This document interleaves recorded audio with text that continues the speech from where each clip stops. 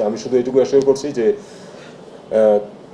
Doctor ইউনূসের সরকারের সম্পূর্ণ সদিচ্ছা আছে যে কোনো ভালো সিদ্ধান্ত নিয়ে যদি দেশের উপকার হয়, কোনো গোষ্ঠী যদি তাতে ক্ষতিগ্রস্ত হয়, তবু সেই সিদ্ধান্ত তারা নিতে সক্ষম।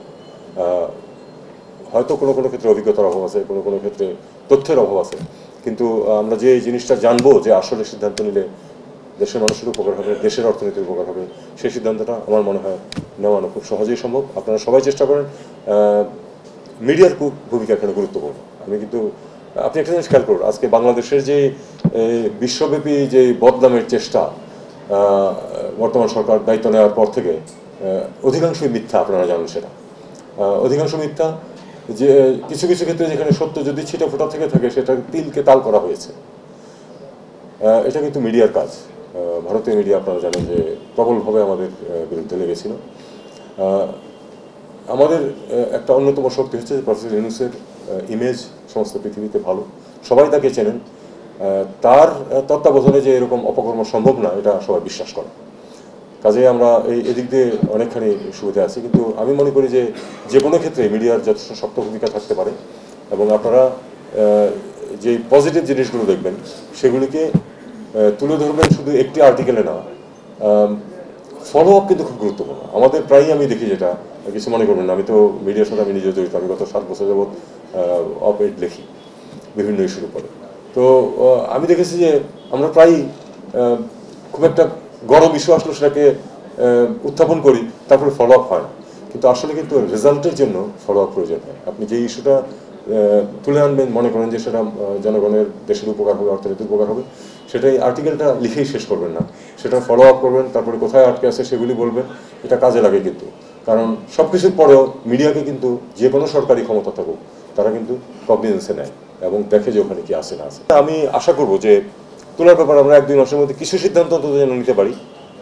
নীতি সহায়তা প্লাস অন্যান্য যেই সহায়তা, যাতে করে আমাদের এই ক্ষেত্রে বেশ কিছু অগ্রগতি সাধিত হয়। কয়েকটা বিষয় আমার কাছে এখানে মনে হয়েছে কথাবার্তা থেকে। এক হলো যে তুলার দুটো দিক আছে, একটা হলো উৎপাদন, আর একটা হচ্ছে আমদানি। আমদানি কিন্তু কম গুরুত্বপূর্ণ না, কারণ এই আমদানির উপর কিন্তু আমাদের রপ্তানি নির্ভর করছে।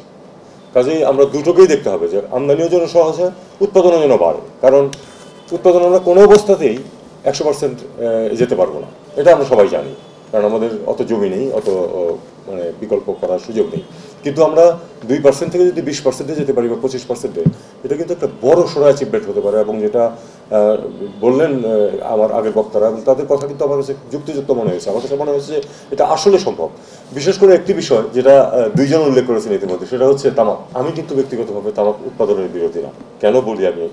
কারণ তামাক যদি ডিম্যান্ড থাকে এবং যদি সেটার ব্যবহার বেআইনি না হয়, তাহলে আপনি উৎপাদন কমালে আপনার ইম্পোর্ট বাড়বে, লাভ কথা তো আর কি। আমাদের দরকার হচ্ছে, আমি কিন্তু স্মোক করি না, আমার পরিবারের কেউ, আমার এক্সটেন্ডেড ফ্যামিলির কেউ স্মোক করে না।